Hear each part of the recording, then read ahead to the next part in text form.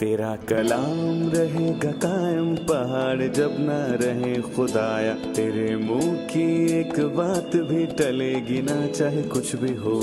तेरी मान दिए है जिंदा सोने से भी कीमती, मेरा दिल ये दे गवाही है ये किताब अजीम। नाज़िल करे अपना कलाम, शिकस्ता दिलों को सुकून मिले, तारीखी दूर हो मेरी राहें रोशन कर।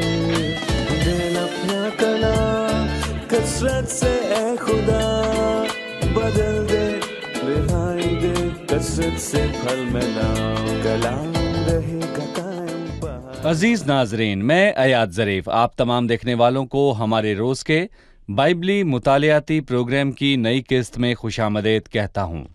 हम पुराने अहदनामे की कुतब का मुताला कर रहे हैं। गुज़िश्ता किस्त में हमने यिर्मयाह की किताब का मुताला मुकम्मल किया और आज हम नोहा की किताब का मुताला शुरू करेंगे। लेकिन इससे पहले मैं स्टूडियो में आए खुदा के खादिम का खैर मकदम करूंगा, भाई यूसुफ रियाज का। खुशामदीद भाई। बहुत शुक्रिया भाई। और दीगर मेहमानों को भी खुशामदीद। नाज़रीन, हम एक छोटे से वक्फे के बाद मुताले का आगाज करेंगे।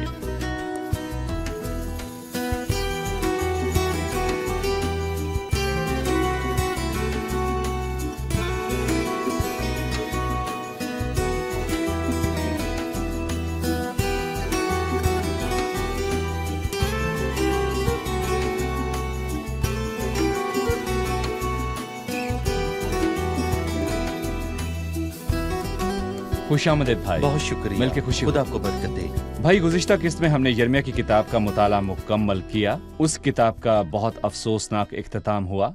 सुकूत यरूशलेम और बाबुल की असीरी की शुरुआत हुई। आज हम यिर्मयाह के बाद नोहा की किताब का आगाज करेंगे। और जब हम नई किताब का मुताला शुरू करते हैं तो उसके मुसन्निफ, तारीख़ तहरीर और इसमें मौजूद पैगाम और इसके हिस्सों के मुतालिक पढ़ते हैं। लिहाजा इस किताब के मुतालिक और इसके मुसन्निफ के मुतालिक हमें बताएं। देखें, मैं कहूँगा कि बेशक तौरेत में यहूदी और गिरजाघर में पादरी इसका जिक्र नहीं करते कि इस किताब का मुसन्निफ यिर्मयाह है और ये यिर्मयाह ही की किताब का अगला हिस्सा है और ये यिर्मयाह का नोहा है जो शायराना अंदाज में लिखी है। पर मैं कहूँगा कि कुछ लोग हैं जो इस किताब को शायराना किताबों से जोड़ते हैं, जबकि कुछ नबूवती कुतब से इसका ताल्लुक कायम करते हैं। इसीलिए 5 कुतब और 12 तारीखी कुतब में एक ही हम आहंगी पाई जाती है। मूसा की 5 कुतब और 12 तारीखी कुतब, मूसा की 5 कुतब और 12 तारीखी कुतब, 5 बड़ी नबूवती कुतब और 12 शायराना कुतब। इसीलिए बहुत से मुफक्किरीन इसको नबूवती कुतब में शुमार करते हैं। किताब के हिस्से देखें तो इसके 5 अबवाब हैं और हर एक हिस्सा एक गज़ल है। यह हरूफ तहज्जी की तरतीब के मुताबिक है, मतलब कि ये इब्रानी शायरी का एक मुनफरिद अंदाज है। और मैं कहूँगा कि इसका पहला मिसरा पहले हरूफ तहज्जी से शुरू होता है और गज़ल का दूसरा फिक्रा अंग्रेजी के हरफ बी से शुरू होता है और फिर इससे अगला मिसरा अंग्रेजी के लफ्ज़ सी से शुरू होता है। और ये किताब इस तरह लिखी हुई है, बाब 1, 2, 3 और 4 और फिर हम देखेंगे कि 1, 2 और 4 और 5 में 22 शायराना मिसरे हैं। ये 22 आयात हैं। जैसा कि अगर आप देखें, तीसरे बाब की 66 आयात हैं, यानी कि ये तरतीब 3 बार दोहराई गई है। 3 बार। जी हाँ, 22। बिल्कुल आपने सही कहा। यानी कि पहले, दूसरे और तीसरे से शुरू होता है ए का मिसरा, बी चौथा, 5वें और 6ठे से और आगे सी से और फिर यूं ही आगे तरतीबवार लिखा गया है। और यही इस किताब की खूबसूरती है।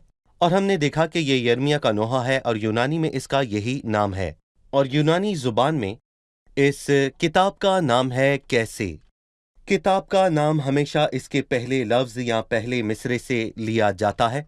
यहाँ पहला लफ्ज़ कैसे है और इस किताब का यही नाम है। और फिर गौर करें कि पहले और दूसरे बाब में लफ्ज़ कैसे का इस्तेमाल हुआ है। ये कैसे से शुरू हुए और चौथे बाब में भी लफ्ज़ कैसे मौजूद है। और 1 जमा 2 जमा 4 7 बनते हैं। और ये 7 पूरी बाइबल मुक़द्दस में मौजूद 7 मिसरों वाले हिस्से में से एक है और यही इसकी खूबसूरती है। शानदार। आपने मुसन्निफ का जिक्र किया और ये यिर्मयाह नबी है, और आपने बताया कि इस किताब का मरकजी मौजू यरूशलेम पर नोहा करना है। आपने इसकी तहरीर और ज़ुबान के मुतालिक बताया। ये इब्रानी हरूफ तहजी से मुंसलिक है। आप हमें इस किताब के हर हिस्से के मुतालिक और इसके हर बाब के मुतालिक बताइए। देखें, पहले बाब में यिर्मयाह नबी ने यरूशलेम के मुकम्मल तबाह होने पर नोहा किया, और हम इस बाब में यरूशलेम की मुकम्मल तबाहाली के मुतालिक पढ़ते हैं, और दूसरे बाब में भी यही ख्याल है। और खुदावंद के गजब के भड़कने के सबब से यरूशलेम का ये हाल हुआ। अचानक या किसी दुश्मन की वजह से नहीं हुआ, बल्कि ये इसलिए हुआ क्योंकि खुदावंद उन पर गजबनाक हुआ। तीसरे बाब में यिर्मयाह के दुखों का जिक्र है, वो खुदावंद की शफकत का तालिब है। और चौथे बाब में जलाल का जाता रहना और अदालत की आमद का जिक्र है, और फिर आखिर में दुआ, इकरार और उम्मीद है। सही। भाई यूसुफ, इस किताब को पढ़कर हम जानते हैं कि इसमें यरूशलेम की बात हुई। हर सूरत में इसमें यरूशलेम की बात हुई। लेकिन भाई यूसुफ, कुछ हिस्सों में ये खुदावंद यीशु मसीह के दुखों पर पूरी तरह सादिक आती है। मसलन पहले बाब की 12वीं आयत है, सब आने जाने वालों, क्या तुम्हारे नजदीक ये कुछ नहीं? नजर करो और देखो, क्या कोई गम मेरे गम की मानिंद है जो मुझ पर आया है, जिसे खुदावंद ने अपने कहर शदीद के वक्त नाजिल किया। हमें बताएं कि हम इन अल्फाज को बिलवास्ता रूहानी और नबूती सतहों पर किस तरह इस्तेमाल कर सकते हैं, और मजीद ये कि इन तीनों जगह इसके इस्तेमाल का बताइए। देखें, इसका इस्तेमाल वाज़ेह है। यिर्मयाह को उस कौम से मोहब्बत थी, यिर्मयाह को यरूशलेम से बहुत मोहब्बत थी। वो मुश्किल दौर से गुजरा और उसने यरूशलेम की तबाही और बर्बादी की नबूवत की, और हम इस किताब में पढ़ते हैं कि उसने सब चीज़ों की बहुत ज़्यादा बर्दाश्त की, यहाँ तक कि एक बार लोगों ने उसको पीटा, उसको काठ में डाला, वो कैद में रहा, और वो हौस में रहा और कीचड़ में धंस गया। और यिर्मयाह ने सच बोलने और लोगों को तंबीह करने की खातिर बहुत से दुख उठाए। यरूशलेम गिर पड़ा तो क्या वो उस पर खुश हुआ? हरगिज नहीं। उसने नोहा किया और उस पर रोया, और उसने एक मशहूर आयत लिखी कि काश मेरा सर पानी होता और मेरी आंखें आंसुओं का चश्मा, ताकि मैं अपनी बिनते कौम के मकतूलों पर शबो रोज मातम करता। किसी का दुख उससे ज्यादा नहीं था सिवाय मर्दे गमनाक यीशु मसीह के। और हम लूका 19:41 में इसको पढ़ते हैं, खुदावंद को जलाल मिले, वो उस शहर को देखकर रोया, और यहाँ ये अल्फाज लिखे हैं कि उसने आंसू नहीं बहाए बल्कि ऊंची आवाज से रोया। उसके शागिर्दों ने उसे रोते हुए सुना। यरूशलेम की हालत देखकर उसके पास अल्फाज ना रहे, और ये इसका बराह रास्त इस्तेमाल है। यिर्मयाह ने यरूशलेम पर अफसोस किया, और इसका एक नबूवती पहलू भी है। सही। और यहाँ पर मैं कहूँगा कि बाइबल को जानना बहुत अहम है। दूसरे पतरस के मुताबिक इसी को नबूवती कलाम भी कहते हैं। ये नबूवती कलाम है, इसलिए मुस्तकबिल में ईमानदारों का बकिया बहुत से दुखों से गुजरेगा, और उनका दुख यिर्मयाह से कम ना होगा। और कुछ लोग कहते हैं कि इन बकिया लोगों के एहसासात हम 3 गज़लों में देख सकते हैं, और पहली नज़म यहाँ पर खुसूसी तरतीब से चल रही है। पहला गीत जिसको वो सीखते और उसका मतलब समझते हैं, वो यिर्मयाह के नोहा की किताब में से है। वो अपनी बुत परस्ती के सबब से बहुत दुख उठाएंगे। वो खुदावंद से मिली अपनी नेमतों की तारीफ नहीं करते। और फिर एक और गज़ल आती है, ये गज़लुल गज़लात की किताब है।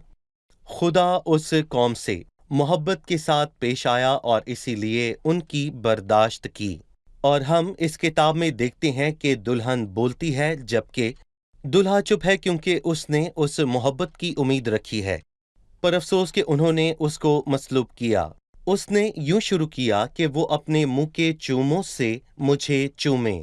तीसरी गज़ल एक बहुत ही बेहतरीन गज़ल है, और ये उन सबसे अच्छी गज़ल है। ज़बूर 45 में लिखा है, तू बनी आदम में सबसे हसीन है, तेरे होंठों में लताफत भरी है ऐ ज़बरदस्त। तू अपनी तलवार को जो तेरी हशमत और शौकत है अपनी कमर से हमायल कर। इस गज़ल में उस शहर और कौम के लोगों का खुदावंद मसीहा के साथ रिश्ते के मुतल्लिक लिखा है।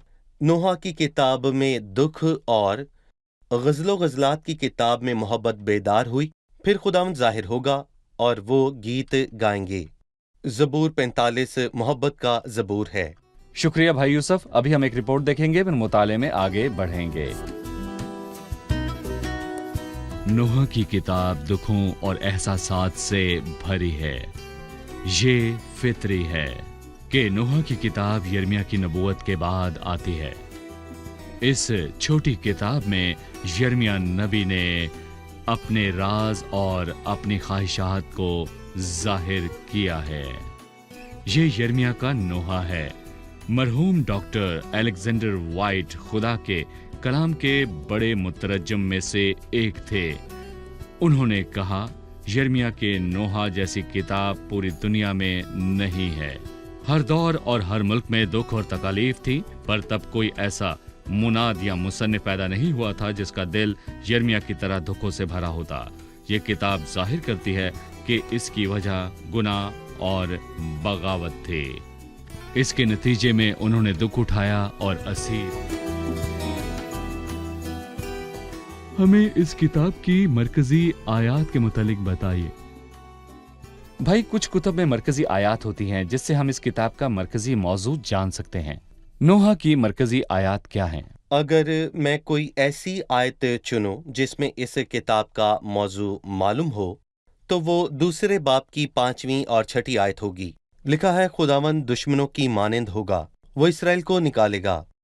لکھا ہے کہ خداوند نے مقدس عیدوں اور سبتوں کو سیون سے فراموش کر دیا اور اپنے قہر کے جوش میں بادشاہ اور کاہن کو ذلیل کیا۔ صحیح۔ اور یہ دکھ کی حالت ہے، یہ دکھ کی حالت ہے، کوئی خوشی اور کوئی عزت نہیں۔ انہوں نے گناہ سے سب کھو دیا۔ خداوند نے لوگوں کو ان کے گناہوں کا بدلہ دیا جیسے دشمنوں سے کرتے ہیں۔ صحیح۔ اب میں پہلے باب کی چند آیات پڑھنا چاہوں گا۔ وہ بستی جو خلقت سے معمور تھی کیسی خالی پڑی ہے، وہ خاتون اقوام بیوہ سی ہو گئی، وہ ملکہ ممالک باج گزان بن گئی۔ وہ رات کو زار زار روتی ہے، اس کے آنسو رخساروں پر بہتے ہیں۔ اس کے چاہنے والوں میں کوئی نہیں جو اسے تسلی دے، اس کے سب دوستوں نے اسے دغا دی۔ وہ اس کے دشمن ہو گئے، یہودا ظلم اور سخت مشقت کے سب سے جلا وطن ہوا۔ وہ اقوام کے درمیان سکونت پذیر اور بے آرام ہے۔ اس کے سب ستانے والوں نے اسے گھاٹیوں میں جا لیا۔ سیون کی راہیں ماتم کرتی ہیں کیونکہ عید کے لیے کوئی نہیں آتا۔ اس کے سب پھاٹک سنسان ہیں، اس کے کاہن آہیں بھرتے ہیں۔ اس کی کنواریاں مصیبت زدہ ہیں اور وہ خود غمگین ہے۔ اس کے مخالف غالب آئے اور دشمن خوشحال ہوئے، کیونکہ خداوند نے اس کے گناہوں کی کثرت کے باعث اسے رنج میں ڈالا۔ اس کی اولاد کو دشمن اسیری میں ہانک لے گئے۔ دختر سیون کی سب شان و شوکت جاتی رہی۔ اس کے عمرہ ان ہرنوں کی مانند ہو گئے جن کو چراگاہ نہیں ملتے اور شکاریوں کے سامنے عاجز ہو جاتے ہیں۔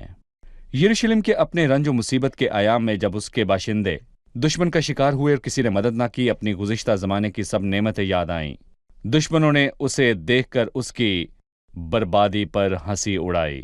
یروشلم سخت گناہ کر کے نجس ہو گیا۔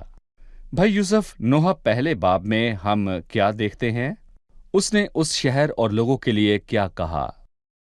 دیکھیں، دوسری آیت کے الفاظ بہت حساس ہیں۔ لکھا ہے کہ وہ رات کو زارو زار روتی ہے، اور لکھا ہے کہ اس کے آنسو رخساروں پر بہتے ہیں۔ اس کے چاہنے والوں میں کوئی نہیں جو اس کو تسلی دے، اور 9ویں آیت میں لکھا ہے کوئی نہیں جو اسے تسلی دے۔ اور جب ہم ان آیات کو پڑھتے ہیں تو مستقبل کی مشکلات کا اندازہ ہوتا ہے۔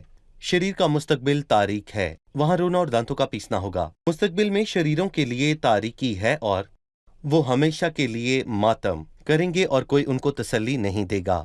اور میں کہوں گا کہ اسی دوسری آیت سے مجھے مصرف بیٹا یاد آتا ہے۔ جب مصرف بیٹے کے پاس دولت تھی تو اس کے پاس دوست احباب تھے، اور جب اس کے پیسے ختم ہوئے تو ایسا ہی کچھ ہوا۔ اس کے سب دوستوں نے اسے دغا دیا اور وہ اس کے دشمن ہو گئے۔ کوئی نہیں جو اسے تسلی دے، اور یہ وہی ہولناک منظر ہے جو کہ لوکا کے 15ویں باب میں مصرف بیٹے کے لیے بھی بیان ہوا، کیونکہ اس نے اپنے باپ سے دور جانے کا فیصلہ کیا اور اس نے اپنی میراث لے لی اور عیاشی میں گوا دی، اور اس نے اپنا سب کچھ کھو دیا پر قحط آیا اور اسے ذلت کا سامنا کرنا پڑا۔ اچھی بات یہ ہے کہ وہ اپنے باپ کے پاس واپس آیا، اور اسی لیے ہماری بھی امید ہے کہ جو بھی آج گمراہ ہے وہ خدا کے پاس واپس آئے۔ خدا باہیں کھولے آپ کا انتظار کر رہا ہے۔ جی، لیکن یہ بہت ہی شرمناک ہے۔ یروشلم کی حالت شرمناک ہے۔ بھائی یوسف، اگر ہم 8ویں آیت سے پڑھیں تو لکھا ہے، یروشلم سخت گناہ کر کے نجس ہو گیا۔ بھائی یوسف، اگر کوئی سوچے کہ خدا ان لوگوں سے ناانصافی سے پیش آتا ہے تو یروشلم کے گناہ پر غور کریں تو ہمیں خدا کی صداقت اور گناہ کے لیے اس کے عدل کے متعلق بتائیں۔ دراصل خداوند نے بہت عرصہ ان کی برداشت کی، یہاں تک کہ موسیٰ نے کہا کہ جب سے خدا انہیں جانتا ہے انہوں نے نافرمانی کی۔ وہ ملک مصر سے نکل آئے، خداوند نے ان کو کھانے کے لیے من دیا، چٹان سے پانی دیا، پر انہوں نے سونے کا بچڑا بنایا اور اس کے گرد ناچنے لگے اور کہا کہ یہ وہ تجرا دیوتا ہے جو تجھے ملک مصر سے نکال لایا۔ اور خداوند نے قاضیوں کے دور سے ان کی برداشت کی، اور پھر کئی بادشاہ آئے، خدا نے ان کی برداشت کی، اور یرمیہ کی کتاب سے پتہ چلتا ہے خدا نے ایک نہیں بلکہ کئی مرتبہ ان کو تنبیہ کی۔ لکھا ہے کہ خدا نے کہا، میں نے اپنے تمام خدمت گزار نبیوں کو تمہارے پاس بھیجا پر کسی نے نہ سنا، گناہ کی سزا ملتی ہے۔ جی، ایک پرستار نے کہا کہ میں بھول چکا تھا کہ گناہ کی بھی سزا ہے، پر اپنے آپ کو اور دوسروں کو یہ یاد کروانا بہت ہی اچھی بات ہے کہ گناہ کی سزا ملتی ہے۔ صحیح۔ جب خدا اس قوم کے ساتھ یوں سختی سے پیش آیا تو یہ ان کا انصاف تھا، بالکل کیونکہ بدی ان کے درمیان تھی۔ بھائی یوسف، 12ویں آیت سے یہاں وہ مصرے ہیں جو ہم اکثر اوقات سنتے ہیں۔ ایسا بانے جانے والوں، کیا تمہارے نزدیک یہ کچھ نہیں؟ نظر کرو اور دیکھو، کیا کوئی غم میرے غم کی مانند ہے جو مجھ پر آیا ہے، جسے خداوند نے اپنے قہر شدید کے وقت نازل کیا؟ اس نے عالم بالا سے میری ہڈیوں میں آگ بھیجی اور وہ ان پر غالب آئی۔ اس نے میرے پاؤں کے لیے دام بچھایا، اس نے مجھے پیچھے لوٹایا۔ اس نے مجھے دن بھر ویران و بیتاب کیا۔ ان الفاظ کے آخر پر آپ نے بیان کیا کہ ہم ان کو 3 طرح سے سوچ سکتے ہیں۔ ہم 3 مختلف طریقوں سے ان آیات کا استعمال کرتے ہیں۔ پہلا یرمیہ کے مطالعے میں، دوسرا نبوتی طور پر جو ایماندار بقیہ کی مصیبت پڑنے کو ظاہر کرتا ہے، تیسرا طریقہ بتائیں ہم ان آیات میں ایسا کیسے کہہ سکتے ہیں؟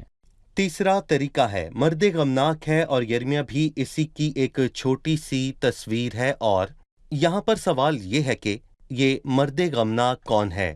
یسایہ 53 میں بیان ہے کہ یسوع مسیح خداوند کا بازو ہے، وہ مرد غمناک اور دکھوں سے بھرا تھا، اور اس سے صلیب کا منظر یاد آتا ہے، کیونکہ جب مسیح صلیب پر تھا تو اس جیسا غم کسی اور کا نہیں تھا۔ اسی لیے لکھا ہے کہ اے سب آنے جانے والو، کیا تمہارے نزدیک یہ کچھ نہیں؟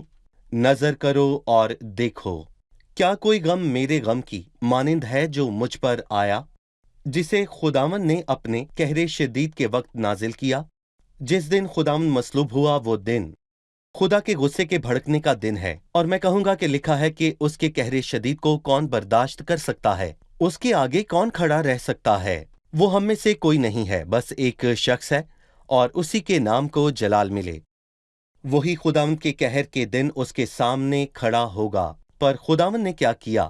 عالم بالا سے اس کی ہڈیوں میں آگ بھیجی گئی، اور ہم جانتے ہیں کہ پرانے عہد نامے میں جب قربانیاں چڑھائی جاتی تھیں تو آسمان سے آگ آ کر اسے بھسم کر دیتی تھی، پر پرانے عہد نامے میں کوئی قربانی اس آگ کو نہیں بجھا سکتی تھی جب تک کہ ایک کامل قربانی یعنی مسیح کا کفارہ نہ ہو۔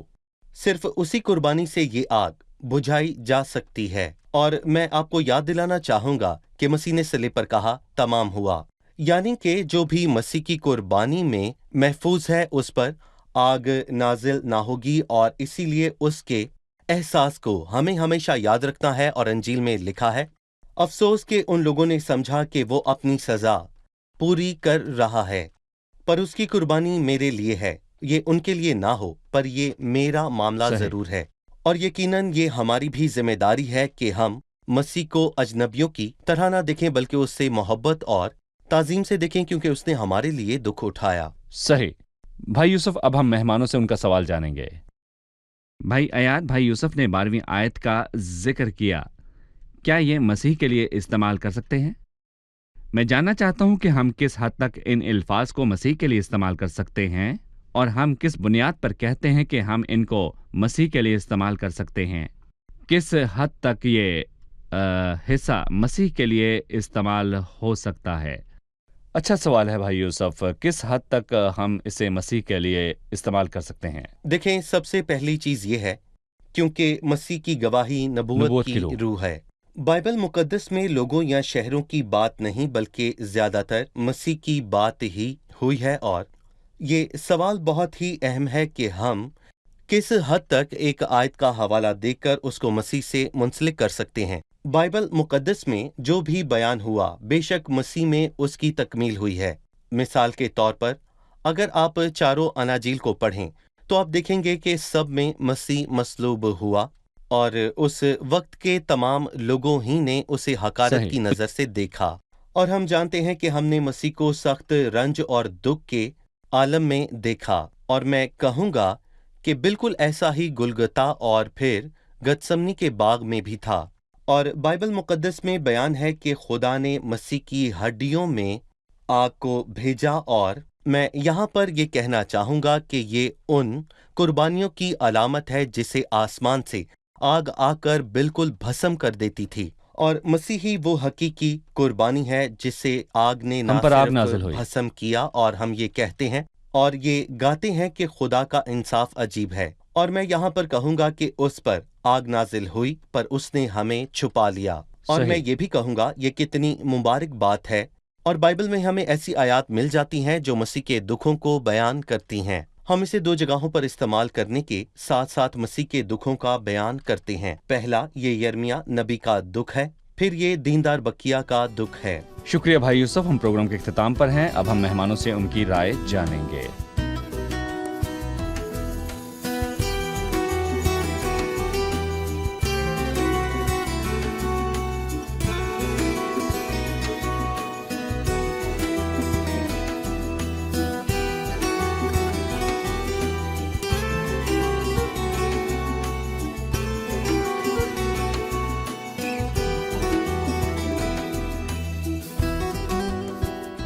आप तैयार हैं? आज की किस्त में हमने नोहा की किताब के मुतल्लिक सीखा, ये किसने लिखी, इसका अंदाज़े तहरीर क्या है, इस किताब के अबवाब की आयात में जुबान के हरूफ तहजी की तरतीब के मुतल्लिक बताइए। हमने सीखा कि इस किताब का मुसन्निफ यिर्मयाह नबी है। ये शायराना अंदाज में लिखी है। इब्रानी ज़ुबान की हरूफ तहजी की तरतीब इस्तेमाल हुई और इस किताब की हर आयत इसकी तरतीब के मुताबिक है, और ये यरूशलेम पर नोहा है। सही। हमने इस किताब के हिस्सों के बारे में भी सीखा। आप में से कोई इसके मुतल्लिक हमें बताए। नोहा की किताब के 5 अबवाब हैं। पहले बाब में यिर्मयाह ने यरूशलेम की सारी तबाही पर नोहा किया। दूसरे बाब में लिखा है कि यरूशलेम की तबाही खुदा के गज़ब की बदौलत हुई, और तीसरा बाब यिर्मयाह के दुखों पर है। चौथे बाब में जलाल जाता रहा और अदालत की आमद है, और 5वां और आखिरी बाब दुआ, इकरार, तौबा और लोगों के लिए बरकत का बाइस है। सही। जी भाई यूसुफ, बेहतरीन जवाब। इन्होंने ठीक कहा। जी बिल्कुल। इस किताब के अल्फाज का 3 मुख्तलिफ जगहों पर अमली इस्तेमाल हो सकता है, इसके मुतालिक बताएं। पहला दुख में, यहाँ भी ये इसलिए इस्तेमाल हुए, यिर्मयाह यरूशलेम की तबाही को देखकर रंजीदा हुआ। दूसरा इसके नबूती पहलू। तीसरा ये खुदा यीशु मसीह के मुतालिक है, ये सलीब पर उसके दुखों की अलामत है। सही भाई यूसुफ। हाँ, ठीक है, बहुत बहुत शुक्रिया भाई यूसुफ, आपका भी शुक्रिया। अजीज नाजरीन, मैं नोहा एक बारह के इन अल्फाज के साथ आपको खुदा हाफिज कहता हूँ। ऐ सब आने जाने वालों, क्या तुम्हारे नज़दीक ये कुछ नहीं? नजर करो और देखो, क्या कोई गम मेरे गम की मानिंद है जो मुझ पर आया, जिसे खुदावन ने अपने कहरे शदीद के वक्त नाजिल किया। गजब के दिन पर हर कौम अपने बादशाह या रहनुमा के खिलाफ होगी, सो वो गिरोहों को नीचे लाए और कत्ल किए हुओं को कत्ल किया। जब लोग गजबनाक हुए तो उन्होंने अपने हाकमों की मुखालफत की। हम गजब के दिन के मुतल्लिक क्या कहें? जब खुदा गजबनाक हुआ, खुदा के गजब के दिन उसका सारा गुस्सा हमारे बजाय मसीह पर नाजिल हुआ। उसने सब मौजें और लहरें बर्दाश्त की। उसने नबूवत की रूह से पुकारा। खुदा ने उसकी हड्डियों में आग भेजी। मसीह ने सलीब पर खुदा के गजब का सामना किया। जी, खुदा इंसान की बदकारी और उसके गुनाह के बायस بہت غضبناک ہوتا ہے۔ مسیح آ کر اس کے غضب کی اس جگہ کھڑا ہوا اور خدا کا قہر اس پر نازل ہوا۔ اس لیے عزیزو، میں آپ کو بتانا چاہتا ہوں، آنے والے غضب سے بھاگیں، مسیح کی شخصیت میں محفوظ رہیں، کیونکہ اس نے آپ کی خاطر یہ سب برداشت کیا۔ اگلی قسط میں آپ سے پھر ملاقات ہوگی۔ خداوند آپ کو برکت دے۔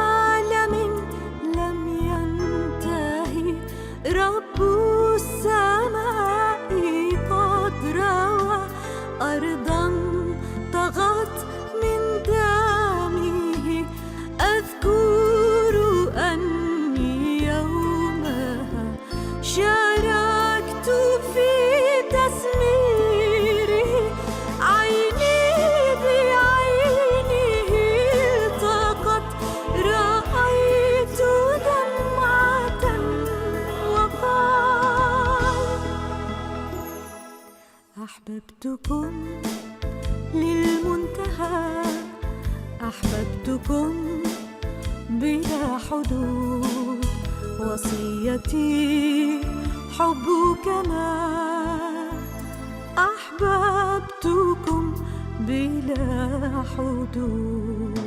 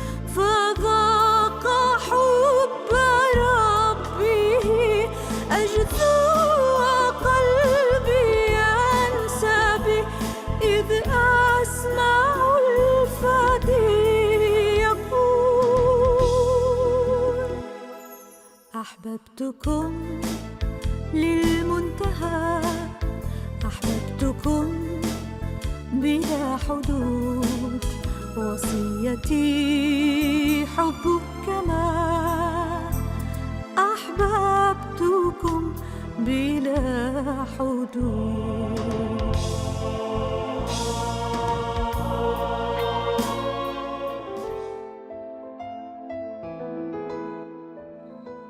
تیرا کلام رہے گا قائم، پہاڑ جب نہ رہے خدایا، تیرے منہ کی ایک بات بھی ٹلے گی نہ، چاہے کچھ بھی ہو۔